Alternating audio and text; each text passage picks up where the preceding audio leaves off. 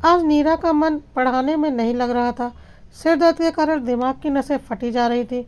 शक का कीड़ा जब मन में घुस जाए तो वह दिल दिमाग को ऐसे जकड़ लेता है कि इंसान शक और सिर्फ शक के मकड़जाल में उलझता ही जाता है। ऐसा ही कुछ हो रहा था नीरा के साथ। मन की भले ही ना सुनो, मगर आंखों देखे को कैसे झुठलाया जा सकता है। नीरा का मन लाख कहे कि समीरा तेरी छोटी बहन है, तुझसे 10 वर्ष छोटी है, उसका दुनिया में तेरे सिवाय कोई नहीं। मगर आंखें जब उसे अविनाश के साथ चुहल करते, हंसते बोलते देखती तो तन बदन में आग लग जाती है। माना समीरा अभी बच्ची है, मगर अविनाश तो समझदार है। उन्हें तो जीजा साली के रिश्ते की नाजुकता को समझते हुए एक दूरी बनाकर रखनी चाहिए। नीरा ने प्रिंसिपल से छुट्टी ली और घर की ओर चल दी। सिर दर्द तो था ही, मगर सच्ची वजह थी शक की। शक का कीड़ा जो कि उसके दिमाग में कुलबुला रहा था। अविनाश 3 दिन से टूर के बाद आज ही सुबह आए थे। समीरा की प्रिपरेशन लीव चल रही है। सारा दिन दोनों अकेले रहेंगे, कहीं कुछ कर बैठे तो। जो बात इतने महीनों से सिर्फ शक थी, उसे आज सबूत के रूप में देखने के लिए नीरा उतावली हो रही थी। आज सारा किस्सा ही खत्म हो जाएगा। नीरा ने ठान लिया था, आज मैं समीरा को घर से धक्का देने में जरा भी हिचकिचाऊंगी नहीं।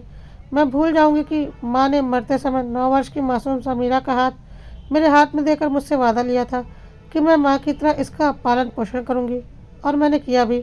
मुझे कभी निसंतान होने का मलाल नहीं हुआ। मैंने 19 साल की उम्र में इसकी माँ बनकर दिखाया। मम्मी पापा के एक्सीडेंट के समय इस मासूम पर इतना गहरा असर पड़ा था कि यह बुरी तरह से सहम गई थी। मैंने और अविनाश ने उसे इस सदमे से उबारने में कोई कसर नहीं छोड़ी थी। मुझे क्या मालूम था कि यह मुझे ही सदमा देने वाली है। नीरा ने ऑटो रिक्शा घर से कुछ दूरी पर ही रोक दिया। घर का मुख्य द्वार खुला था। उसे खुशी हुई कि वह बिना आवाज़ किए चुपचाप बेडरूम तक पहुंच जाएगी। उसने धीरे से पर्दा सरकाया।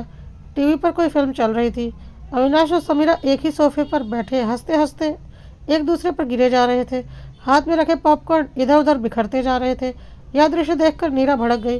दिमाग इतना गर्म हो गया था कि उसे पता ही नहीं चल रहा था वह समीरा से क्या बोले जा रही है। बेशरम, मैंने बेटी से बढ़कर तुझे प्यार दिया और तू मेरे ही घर पर डाका डाल रही है। निकल जा मेरे घर से। साथ ही एक जोरदार तमाचा जड़ दिया उसके भोले मासूम चेहरे पर। समीरा अवाक रह गई। दीदी क्या हुआ? इसके आगे कुछ न बोल पाई समीरा। अविनाश गुस्से से थरथरा रहे थे। कितनी घटिया और ओछी सोच है तुम्हारी। मैंने उसे बच्चे की तरह प्यार करता हूँ।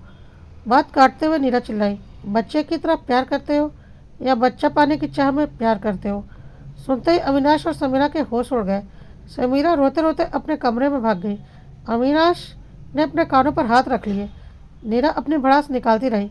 अविनाश ने एक शब्द भी नहीं कहा। इसके साथ ही तीनों के मध्य संवाद पूर्णतः समाप्त हो गया। सारे घर में कब्रिस्तान से चुप्पी पसर गई।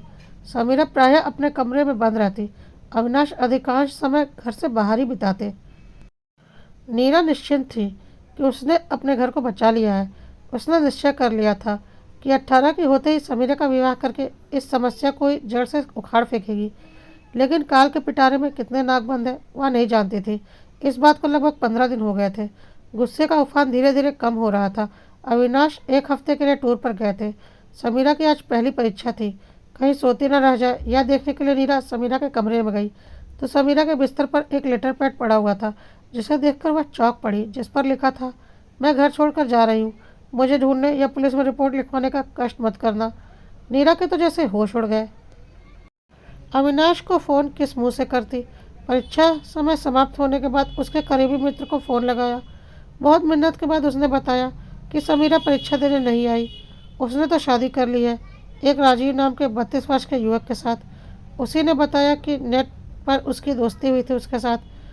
सुनकर दुख से अधिक गुस्सा आया नीरा को। यह नेट और मोबाइल पर 4 दिन की खुसर फुसर वाली बेमेल शादियाँ कहीं टिकती हैं भला? अपने को स्मार्ट समझ रही है। यह सिला दिया मेरी परवरिश का। अरे उसके भले के लिए ही 2 शब्द कहे थे तो क्या मुंह उठाकर चल देगी और बिना बताए शादी भी कर लेगी? नीरा के मुंह से आह निकल गई, लेकिन उसने अपने मन को समझा लिया। वह ढूंढने की कोशिश नहीं करेगी तो आ जाएगी अपने आप। किसी सहेली के घर छिपी होगी। लेकिन ऐसा कुछ नहीं हुआ। समीरा तो नहीं लौटी, मगर अविनाश लौटने पर नीरा पर बरस पड़ा। वह समझ नहीं पा रहा था इतना सब कुछ होने पर भी नीरा हाथ पर हाथ धरे कैसे बैठी है। अविनाश ने अपने स्तर पर समीरा को ढूंढने की मुहिम चला दी, लेकिन उसे कोई सुराग न मिला। इस बात को 1 महीना हो गया था। एक रात इंदौर पुलिस स्टेशन से फ़ोन आया कि समीरा ने मुंबई में आत्महत्या करने का प्रयास किया है। आप कूपर हॉस्पिटल विले पार्ले पहुंचो। खबर सुनते ही दोनों के होश उड़ गए और वे अगली फ्लाइट से मुंबई पहुंच गए। कूपर हॉस्पिटल में पहुंचकर पता चला कि समीरा आईसीयू में भर्ती है तथा जीवन और मृत्यु के बीच झूल रही है। तफ्तीश के लिए आए पुलिस वालों ने राजीव के कच्चे चिट्ठे से जो खुलासा किया उसे सुनकर दोनों के पैरों तले जमीन खिसक गई। पुलिस वालों ने बताया राजीव फरार है। उसके मुंबई में कई गैरकानूनी धंधे हैं। सट्टा, मैच फिक्सिंग और ड्रग्स का धंधा भी चलाता है। इंटरनेट पर लड़कियों से दोस्ती कर शादी रचाता है, बाद में धंधे में डाल देता है। डांस बार की लड़की से इसका पता निकाला, घर गया तो वो लड़की, क्या नाम है, हाँ समीरा, हाँ समीरा बरामद हुई। उसे कुछ नहीं मालूम था। उसको पुलिस स्टेशन चलने को बोला तो 2 मिनट में आती हूँ बोलकर अंदर गई और जहर खा ली। हम ही उसको इधर हॉस्पिटल में लाए हैं। नीरा फफक फफक कर रो रही थी और बार बार अविनाश से माफ़ी मांग रही थी। अविनाश, मैं तुम दोनों की गुनहगार हूँ। ना मैं मूर्खतापूर्ण शक करती, ना समीरा जल्दीबाजी में या बेमेल शादी करती। अविनाश आहत स्वर में बोला, नीरा, मैं समीरा को अपनी बच्ची की तरह प्यार करता था ताकि उसे पिता की कमी महसूस ना हो, पर तुमने तो गलत अर्थ ही निकाल लिया। मैं अपने बच्चे के रूप में उसे देख रहा था, वह अपने पिता के रूप में मुझे देखती थी। उम्र में मुझसे बहुत अधिक अंतर होने की वजह से उसने बड़े सहज रूप से मुझे पिता के स्थान पर रख दिया था। समझने की कोशिश करो। जैसे ही तुमने मुझे उसकी ज़िंदगी से हटाया, उसने अपने से इतनी अधिक उम्र के व्यक्ति से ब्याह रचा लिया। उसके अंदर की तड़प को समझो। वह फादर फिगर ढूंढ रही थी और जब अचानक पुलिस ने खुलासा किया कि वह इतना बड़ा क्रिमिनल है तो उसे धक्का लगना स्वाभाविक था। उसका विश्वास चकनाचूर हो गया। उसका खुद पर से विश्वास उठ गया। उसे लगा कि जीवन में अब कुछ बचा ही नहीं। शायद यही सोचकर उसने जीवन का अंत करने का प्रयास किया होगा।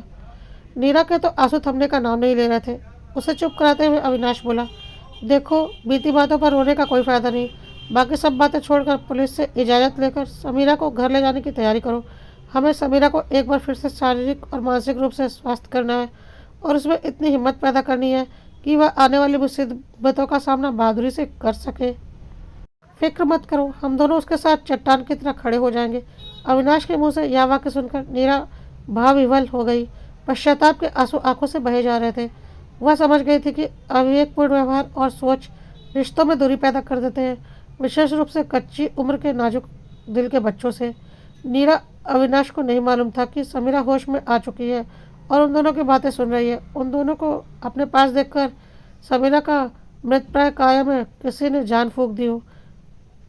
आज उसे महसूस हो रहा था कि अपनों का प्यार कितना बड़ा संबल होता है।